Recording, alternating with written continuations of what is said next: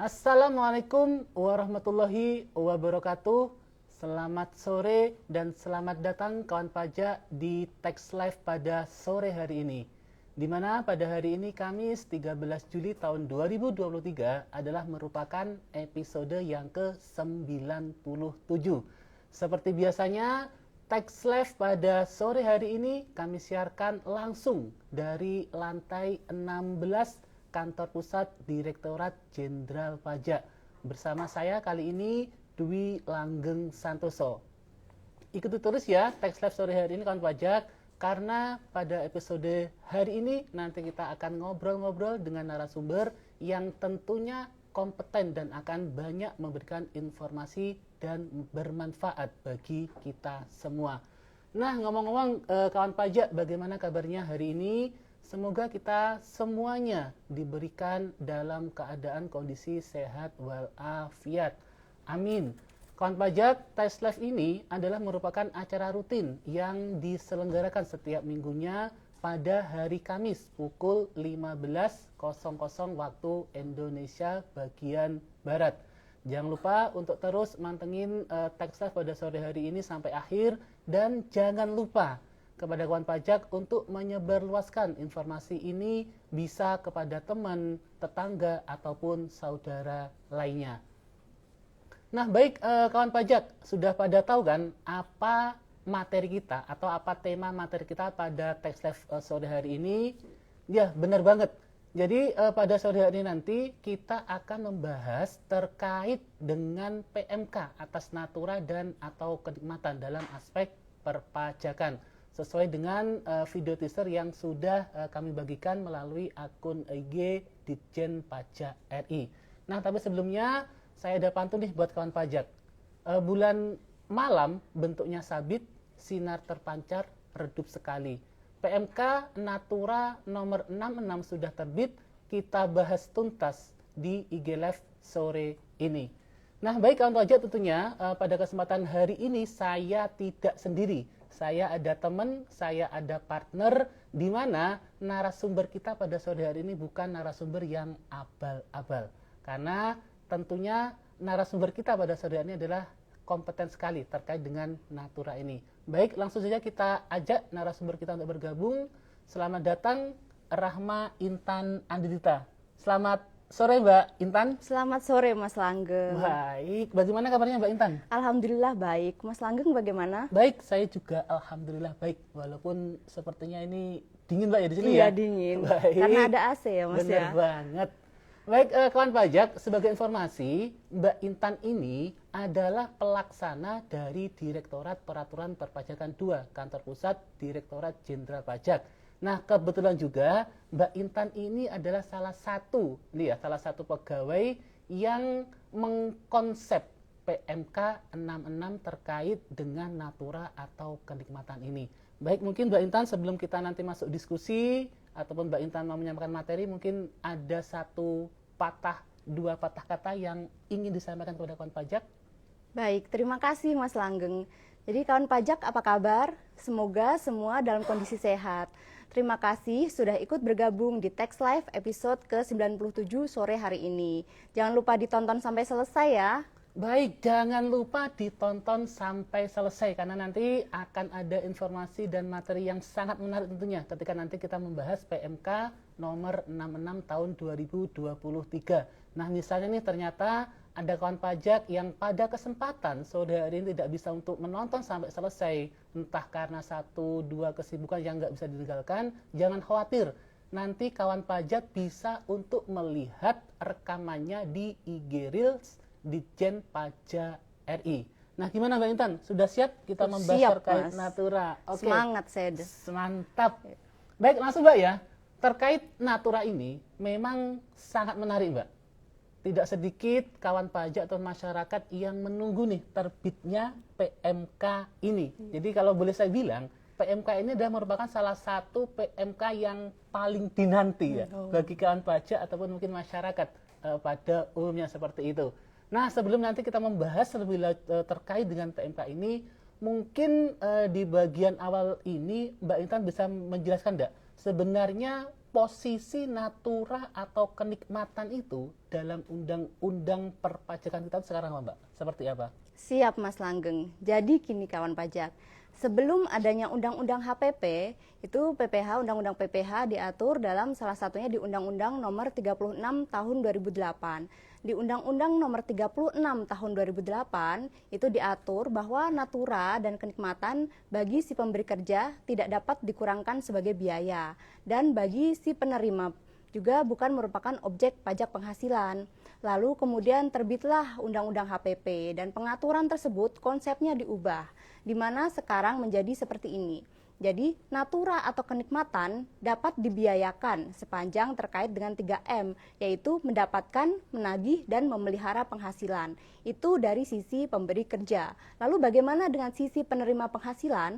Dari sisi penerima itu merupakan objek pajak penghasilan. Tetapi di Undang-Undang HPP ini ada beberapa pengecualian. Jadi tidak semua natura kenikmatan itu menjadi objek pajak.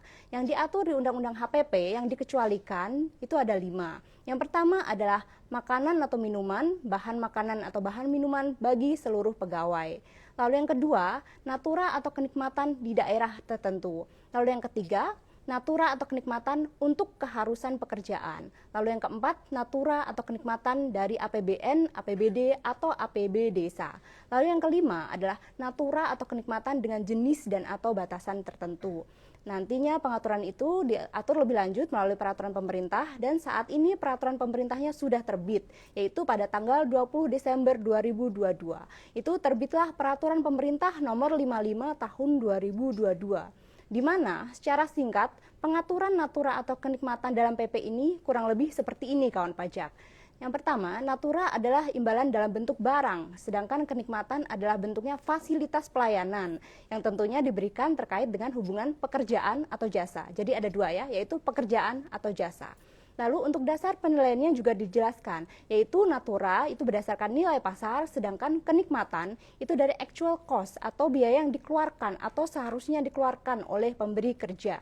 Lalu imbalan dan penggantian dalam bentuk natura dan atau kenikmatan itu dipotong berdasarkan ketentuan pemotongan pajak penghasilan yang berlaku. Pengaturan tersebut tentunya belum sempurna ya di PP maupun di undang-undang, dalam artian masih perlu penjelasan-penjelasan yang lebih detail lagi. Oleh karena itu, dalam PP juga mengatur bahwa akan ada amanah untuk menerbitkan PMK atau Peraturan Menteri Keuangan.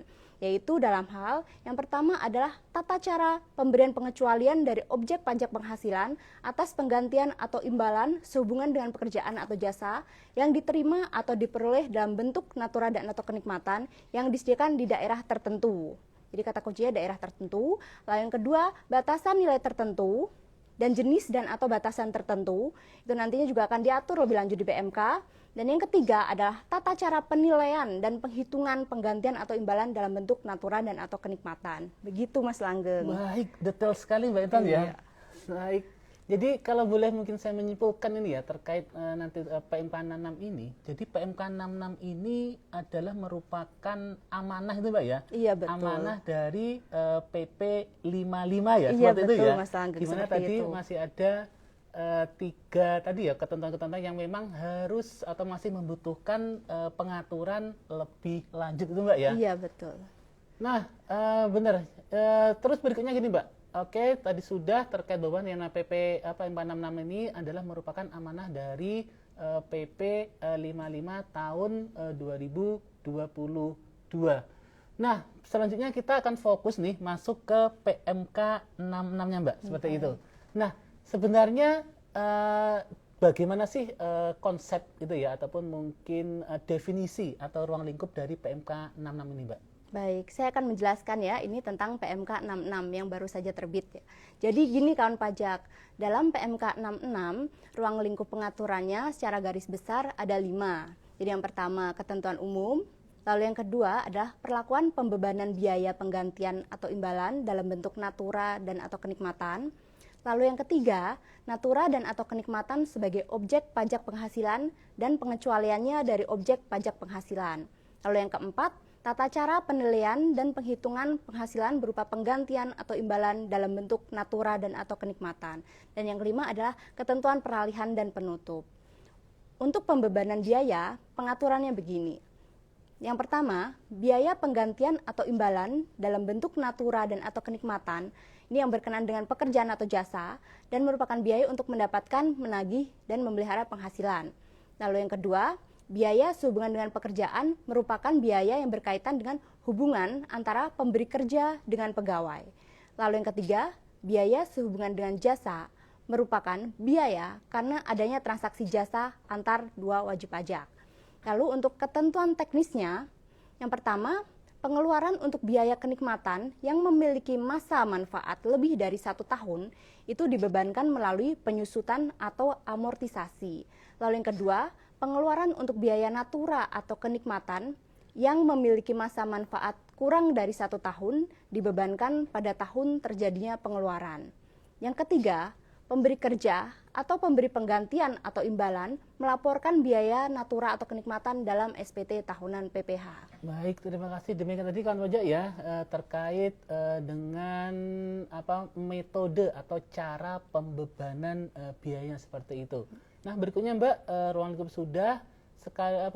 Berikutnya bagaimana sebenarnya lingkup yang untuk objek dan non objeknya Mbak dalam PMK 66 ini Mbak? Baik, jadi konsepnya kan tadi sudah jelas ya. Jadi penggantian atau imbalan sehubungan dengan pekerjaan atau jasa yang diterima atau diperoleh dalam bentuk natura dan atau kenikmatan itu merupakan penghasilan yang menjadi objek pajak penghasilan. Nah, pada dasarnya itu semua merupakan objek pajak penghasilan sama berhubungan dengan pekerjaan atau jasa. Lalu penggantian atau imbalan sehubungan dengan pekerjaan itu dimaknai berkaitan dengan hubungan kerja antara pemberi kerja dan pegawai. Lalu sedangkan jasa ini adalah transaksi jasa antar dua wajib pajak. Untuk natura itu sendiri kriterianya bahwa barang, jadi natura itu barang selain uang yang dialihkan kepemilikannya dari pemberi kepada penerima. Jadi contohnya di sini adalah mobil eks dinas. Jadi mobil perusahaan, awalnya milik perusahaan, tapi sekarang misalnya akan dialihkan kepemilikannya kepada pegawai. Nah, itu ya yang disebut sebagai natura. Sedangkan untuk kenikmatan itu adalah berupa fasilitas atau pelayanan yang bersumber dari aktiva pemberi. Atau bisa juga dari aktiva lain, pihak ketiga, yaitu misalnya disewa atau dibiayai pemberi. Untuk dimanfaatkan oleh siapa? Yaitu oleh penerima. Contohnya adalah fasilitas mobil dinas. Baik, menarik Mbak ya. Jadi konsep dasarnya natura itu adalah barang tetapi selain uang gitu ya. Sedangkan yang untuk kenikmatan itu nanti kan berupa fasilitas atau layanan itu mungkin seperti itu Mbak ya. Betul. Baik, berikutnya Mbak tadi kan ketika kita atau Mbak Intan tadi menyinggung terkait dengan PP 55 ataupun tadi Undang-Undang HPP bahwa walaupun natura itu ataupun kenikmatan dalam konsep undang-undang PP yang sekarang itu kan sebagai objek itu Mbak ya. Iya, betul. Tetapi kan tidak semua atas natura atau kenikmatan itu kan menjadi objek. Iya. Artinya ada pengecualian itu ya, iya, atau ada tingkat khusus pengecualian. Nah, dalam PMK 66 ini pendetailannya seperti apa? Karena kan kalau kita lihat tadi nih di PP 55 ataupun tadi di Undang-Undang HPP kan masih gambaran besarnya ya, artinya hanya 5 item tadi, nggak ada penjelasannya kan itu kan. Nah, lalu bagaimana terkait pengaturannya di PMK ini Mbak? Benar Mas, jadi gini kawan pajak, jadi saya mulai dari makanan, bahan minuman, dan minuman bagi seluruh pegawai ya, yang dikecualikan, yaitu bisa berupa makanan dan atau minuman yang disediakan pemberi kerja di tempat kerja, atau bisa pula berupa kupon makanan dan atau minuman bagi pegawai bagian pemasaran, bagian transportasi, dan dinas luar lainnya. Lalu bisa pula berupa bahan makanan atau bahan minuman bagi seluruh pegawai dengan batasan nilai tertentu. Lalu untuk berikutnya, yang dikecualikan itu adalah natura dan atau kenikmatan yang harus disediakan oleh pemberi kerja dalam pelaksanaan pekerjaan. Jadi natura dan atau kenikmatan sehubungan dengan persyaratan mengenai keamanan, kesehatan, dan atau keselamatan pegawai yang diwajibkan oleh kementerian atau lembaga berdasarkan ketentuan peraturan perundang-undangan. Jadi contohnya ada pakaian seragam untuk keselamatan kerja, lalu sarana antar jemput pegawai, dan lain-lain. Lalu yang dikecualikan berikutnya itu adalah natura dan atau kenikmatan yang disediakan di daerah tertentu, yaitu sarana, prasarana, fasilitas di lokasi kerja untuk pegawai dan keluarganya, yaitu berupa yang pertama tempat tinggal termasuk perumahan, lalu pelayanan kesehatan, pendidikan, peribadatan, pengangkutan, dan atau olahraga. Tapi olahraga ini tidak semua olahraga. Jadi ada beberapa yang tetap jadi objek, yaitu golf, balap perahu bermotor, pacuan kuda, terbang layang, atau olahraga otomotif. Nah, apa syaratnya agar semua fasilitas tadi bisa dikecualikan dari objek pajak penghasilan? Syaratnya adalah sepanjang lokasi usaha pemberi kerja mendapatkan penetapan daerah tertentu dari Direktur Jenderal Pajak. Begitu kawan pajak. Baik, terima kasih Mbak Intan. Jadi tadi ada berapa? 3 ya? Ada makanan minuman termasuk kupon, terus yang dalam rangka peralatan atau pekerjaan dinas kan itu ya. Terus yang ketiga tadi adalah ketika memenuhi daerah tertentu kan itu ya? Iya, daerah tertentu. Kayaknya kurang satu. Oh iya betul. Karena tadi kan kalau Mbak Intan bilang tadi kan ada 4 itu ya? Iya, ada 4. Yaitu terkait dengan yang natura atau kenikmatan dengan jenis atau batasan tertentu. Nah ini seperti apa Mbak? Wah, jeli sekali Mas Langgeng ini ya. Jadi memang saya kurang menyebutkan satu tadi ya. Yaitu terakhir tentunya adalah natura dan atau kenikmatan dengan jenis dan atau batasan tertentu. Nah ini sangat menarik Mas. Karena rinciannya itu banyak dan ada di PMK 66. Jadi ada 11 item nih. Jadi kalau kawan pajak nanti ingin lihat, itu bisa lihat di lampiran A PMK 66 tahun 2023. Jadi di sini saya akan jelaskan satu persatu ya kawan pajak. Jadi yang pertama adalah bingkisan dari pemberi kerja. Ini bingkisannya adalah dalam rangka hari besar keagamaan. Namun hari besar keagamaannya pun hanya dibatasi 5 hari besar. Yang pertama Hari Raya Idul Fitri, yang kedua Hari Raya Natal, yang ketiga Hari Suci Nyepi, yang keempat Hari Raya Waisak, dan yang kelima Tahun Baru Imlek. Nah, batasannya apa? Yaitu ini harus diterima atau diperoleh oleh seluruh pegawai. Lalu yang kedua adalah bingkisan dari pemberi kerja yang diberikan selain dalam rangka hari raya keagamaan sebagaimana dimaksud tadi yang ayat angka 1 ya, yaitu adalah yang diterima atau diperoleh pegawai dan secara keseluruhan bingkisan itu tadi yang selain hari raya itu bernilai maksimal sebesar 3 juta per pegawai per tahun pajak. Lalu yang ketiga adalah peralatan dan fasilitas kerja yang diberikan pemberi kerja kepada pegawai. Ini untuk menunjang pelaksanaan pekerjaan ya. Ini yang sering dibahas nih. Komputer, laptop, HP, pulsa, internet itu juga dikecualikan dengan syarat diterima atau diperoleh pegawai dan menunjang pekerjaan pegawai. Lalu yang keempat, fasilitas pelayanan kesehatan dan pengobatan dari pemberi kerja dengan batasan diterima atau diperoleh seluruh pegawai dan diberikan dalam rangka penanganan kecelakaan kerja, penyakit akibat kerja, kedaruratan penyelamatan jiwa, atau pengobatan lanjutan sebagai akibat kecelakaan kerja dan penyakit akibat kerja. Lalu yang kelima, fasilitas olahraga dari pemberi kerja. Selain fasilitas olahraga golf, pacuan kuda, balap perahu, bermotor, terbang layang, dan atau olahraga otomotif. Itu syaratnya adalah diterima atau diperoleh seluruh pegawai dan secara keseluruhan bernilai maksimal sebesar 1,5 juta per pegawai per tahun pajak. Oke, saya stop dulu sampai nomor 5 Mbak ya. Baik. Nanti takutnya nanti kalau sampai 11 nanti kita lupa itu Oh, ya. iya, Jadi iya. sekedar recall lagi atau diperjelas bahwa tadi ada 5 yang pertama adalah bingkisan itu Mbak ya. Iya. Bingkisan dari pemberi kerja itu ya dalam rangka hari raya itu. Jadi Iya. misalnya nih pas hari raya kemarin nih Iya. para karyawan semua karyawan mendapat katakan bingkisan. Iya. Nah, berarti atas bingkisan itu masuk dalam ini ya konsep natura yang dikecualikan seperti iya. itu. Terus misalnya juga ternyata selain hari raya Idul Fitri misalnya nih Idul Adha kemarin ternyata juga menerima bingkisan. Nah, kalau seperti itu berarti kan kita harus melihat dulu nilainya ya.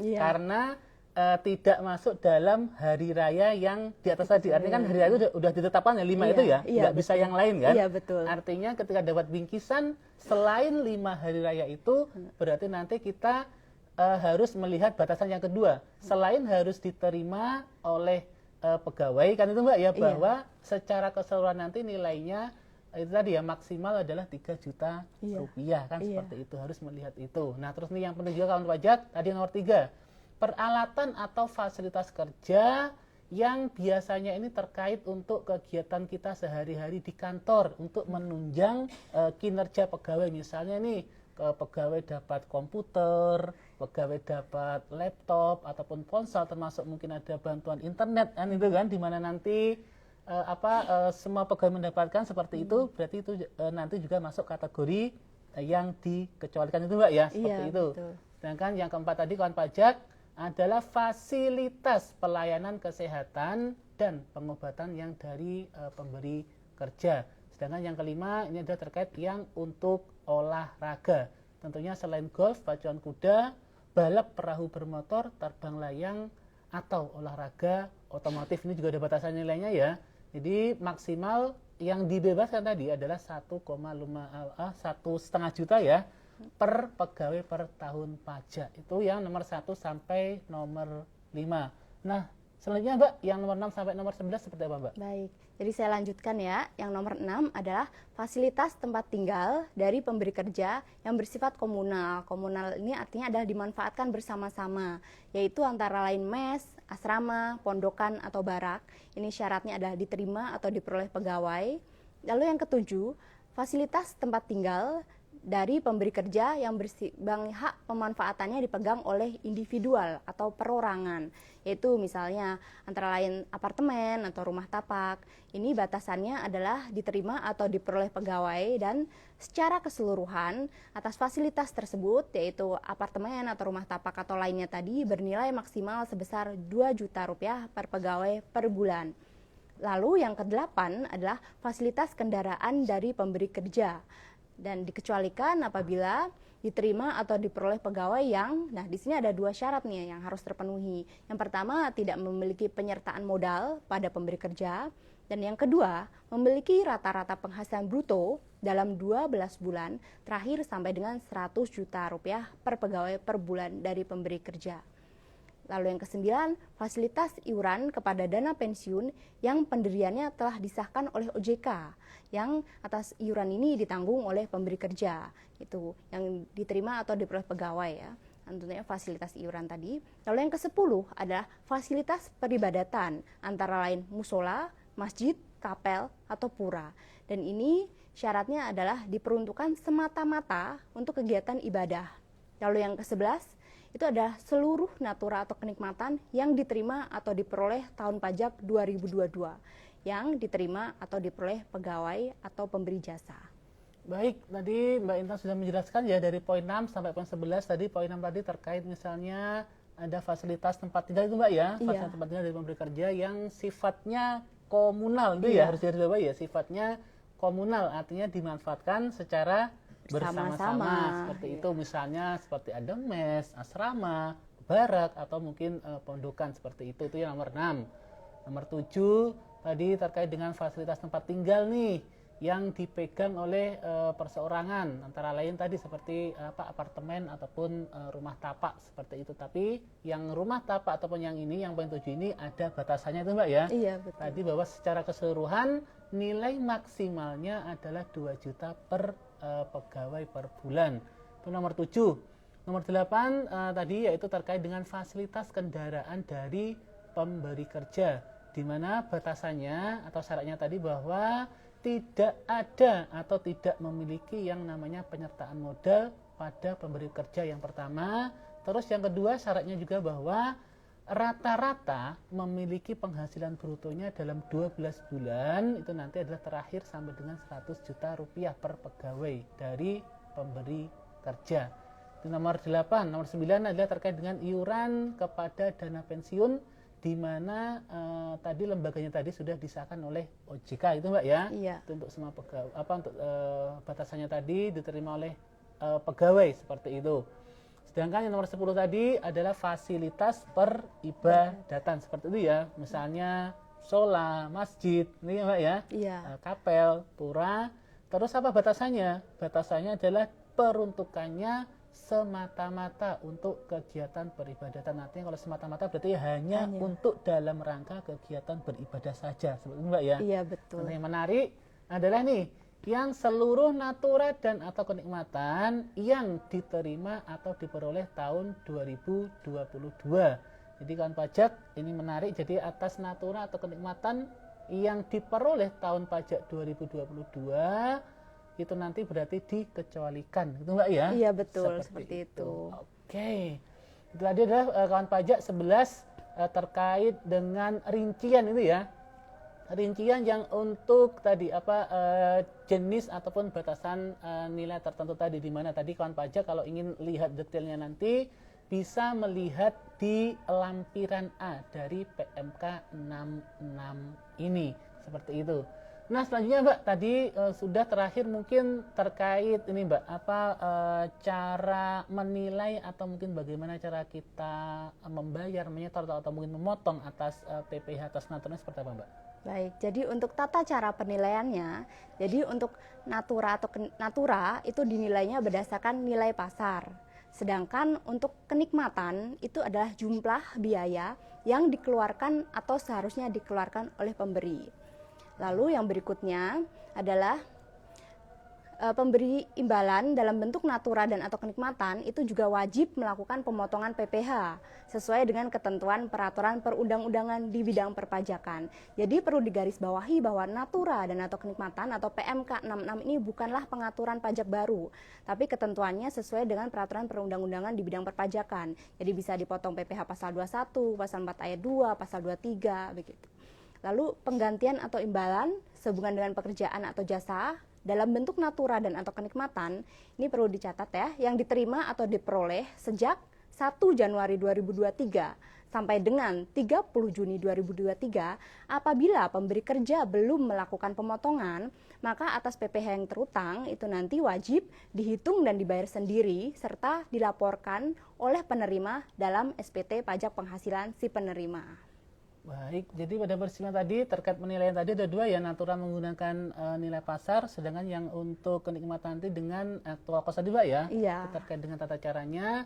Terus bahwa jangan lupa terkait dengan penghitungan pajaknya, bahwa di sini nanti tadi pemberi imbalan wajib untuk memotong, gitu Mbak ya, iya, menghitung, betul. menilai, menghitung, memotong dan menyetor PPh-nya itu Iya, ya. betul. Nanti PPh-nya bisa berbagai jenis, mungkin nanti tergantung transaksinya ya, bisa Iya. mungkin 21 dia Iya. sebagai pegawai ataupun lainnya Iya. seperti itu. Nanti kita melihatnya sesuai dengan real transaksinya seperti itu.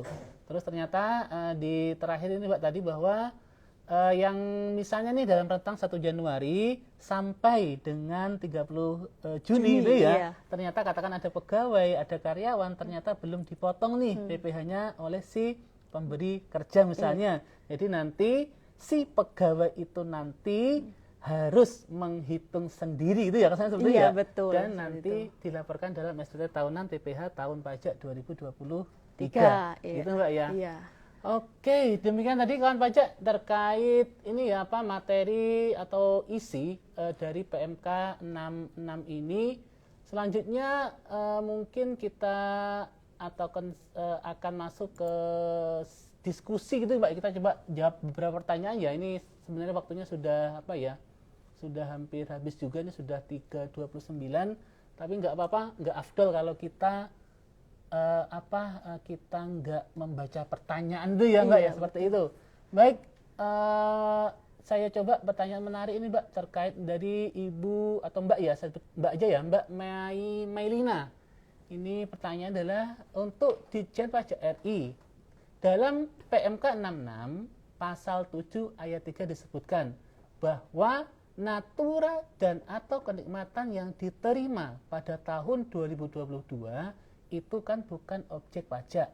Nah kalau demikian, misalnya nih ternyata tadi sudah bayar PPh nih, sudah motong, apakah bisa nih ngajukan restitusi Mbak? Baik, jadi kita harus melihat ya bahwa untuk perpajakan natura kenikmatan ini berarti kalau sudah terlanjur dipotong itu ada dua sisi, yaitu dari sisi pemberi dan juga dari sisi penerima. Nah dari sisi pemberi berarti ini saya anggap adalah karyawan misalnya ya, berarti dia sudah terlanjur melakukan pemotongan PPh pasal 21 dan dari sisi pemberi pula sudah terlanjur memberikan bukti potong 1721A1 kepada pegawainya.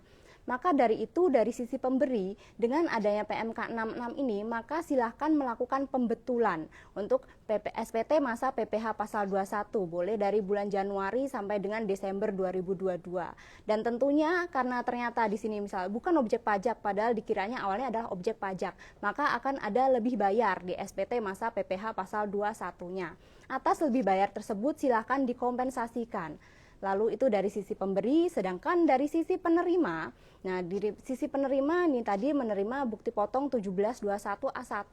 Nah, ketika si pemberi kerja ini tadi melakukan pembetulan SPT masa PPh pasal 21, maka dia akan menerbitkan bukti potong 1721A1 yang baru kepada si karyawan ini tadi. Maka dari karyawan itu silahkan melakukan pembetulan di SPT tahunannya begitu. Dan ini apabila ternyata karyawan tadi misal penghasilannya bukan semata-mata dari satu pemberi kerja, misal ada penghasilan lain, maka memang ada kemungkinan di SPT tahunan tahun pajak 2022-nya akan lebih bayar.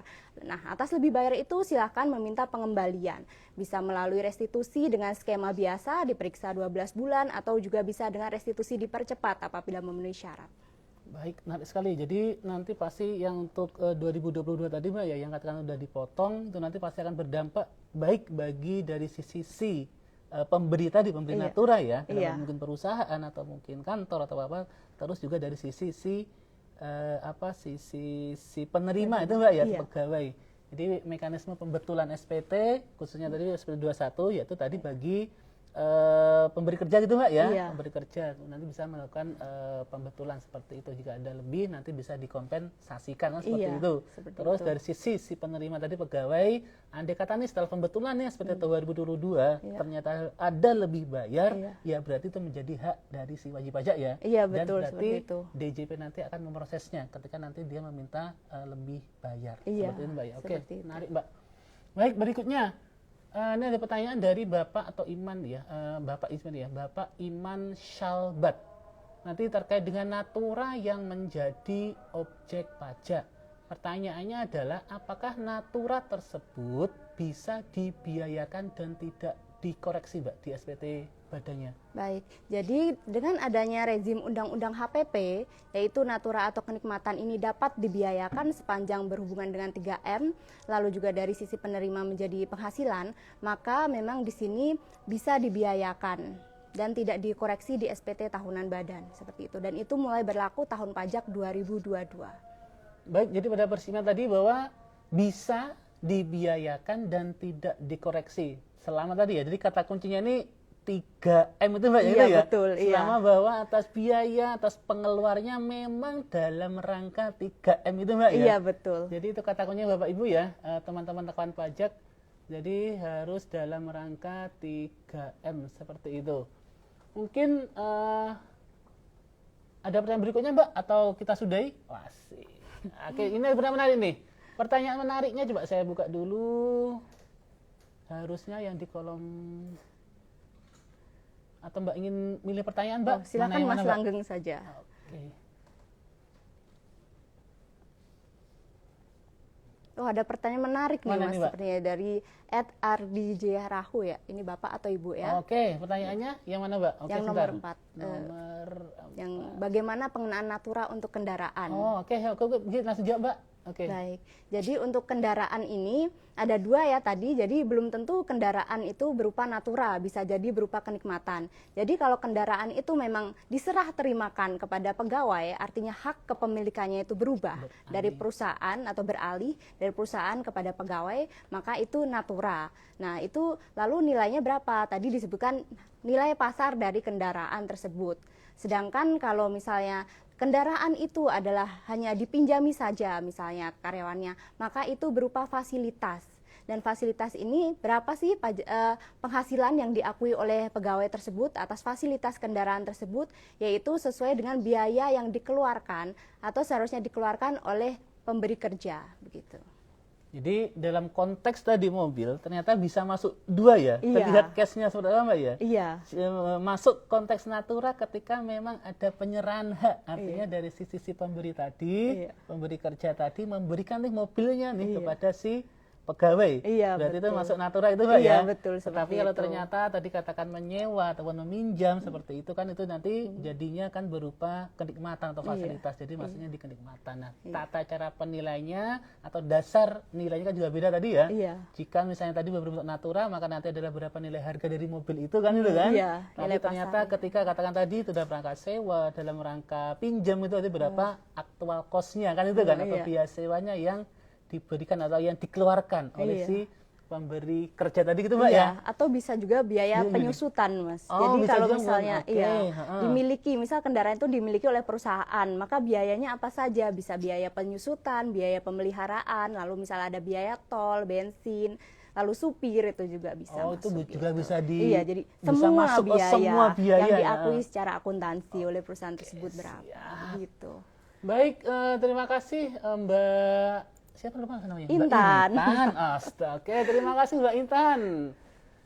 Baik kawan pajak ini sepertinya kita sudah di hujung waktu nih ya. Sudah pukul 3:36. Mungkin sebelum kita tutup Mbak, karena kan biasanya kan kita selesai pukul 3:30, mungkin ada apa Mbak ya, closing statement ya? Oh, Closing baik. statement dari Mbak Intan terkait dengan PMK 66 ini Mbak, bagi Baik. kawan pajak. Jadi sedikit saja ya dari saya penutupnya. Jadi yang pertama, semangat diundangkannya PMK 66 itu untuk mewujudkan keadilan, yaitu untuk memajaki penghasilan karyawan yang high level employee atau karyawan level tinggi seperti misalnya direktur, direksi, jajaran direksi seperti itu. Yang pada praktiknya sering mendapatkan imbalan berupa natura dan kenikmatan. Lalu yang kedua, ini poin pentingnya, tidak semua natura atau kenikmatan itu dikenai pajak. Jadi kawan pajak harus paham dan jeli nih, apa-apa saja pengecualiannya. Terutama natura dan kenikmatan yang terkait dengan pekerjaan kawan pajak ya. Nanti bisa digali lagi di PMK 66 tahun 2023. Itu saja dari saya, Mas. Baik, terima kasih. Siap sama-sama Mbak. Terima kasih sekali Mbak sudah mau bergabung di studio yang sangat megah ini Mbak ya. Iya, sangat mewah. Iya, terima kasih dan sudah mau membagi ilmunya dengan kawan pajak semuanya. Alhamdulillah hari ini lumayan banyak pesertanya. Kalau saya lihat tadi viewernya ada sekitar 400-an. Sekali lagi terima kasih kawan pajak atas atensi yang luar biasa pada sore hari ini. Jangan lupa untuk tetap terus menonton Taxfly ya kawan pajak ya. Jangan lupa sama nanti minggu depan jadwal kita masih sama, masih di hari Kamis, masih pukul 15.00 waktu Indonesia bagian Barat. Nah baik kawan pajak, harapan kami tentunya dengan acara Tax Live pada sore hari ini ataupun Tax Live ini, kita bisa sama-sama belajar dan menimba ilmu dan bisa menumbuhkan semangat untuk menjadi wajib pajak yang taat, wajib pajak yang patuh. Karena apa? Karena dengan pajak yang kuat, maka Indonesia akan Maju. Baik, akhirnya saya Dwi Langgeng Pakal Santoso. Saya Rahma Intan Anindita. Kami pamit. Wassalamualaikum warahmatullahi wabarakatuh.